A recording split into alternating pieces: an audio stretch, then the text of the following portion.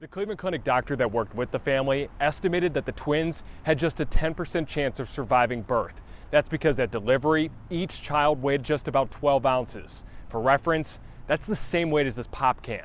The challenges ahead were obvious. Everyone involved knew it. This is where Danny Green spent his last moments alive. Walking back from a dentist appointment, he was killed by a car bomb that was parked next to his.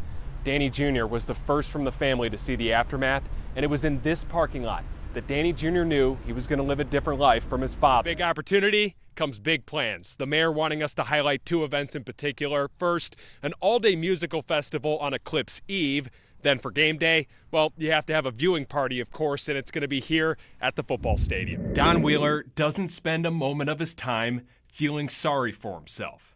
Instead, he embraces living life to the fullest, despite the permanent challenges a bike accident dealt him 20 years ago. I love a challenge. There's always a challenge when you're in a wheelchair. Don is going to be the first to admit, being paralyzed is hard.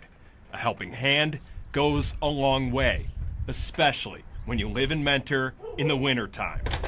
Since I've been in the chair, it's sometimes a struggle to do the shoveling. Unfortunately, that help has been hard to find over the years. Sometimes I'll be out here shoveling for hours and I'll have plow drivers, snow blowers go by, neighbors standing outside, and no volunteers. Instead of getting discouraged, he's just learned to adapt the best he can. It may take me longer, a little bit different, but I got to try to figure out how to do it. And that's why this picture, taken by Don earlier this week, is one to keep forever. While delivering a package to Don's home, an Amazon delivery driver notices, much like right now, his wheelchair ramp is covered in snow.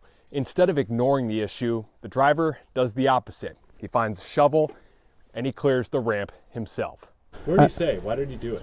He didn't say anything. He just smiled. It's safe to say that Amazon doesn't pay their drivers to shovel snow, but this man did it anyways. It may seem like a small act of kindness to some, but it means everything to Don. This gentleman stepped forward. The choices we make when no one is watching tell the story of who we are.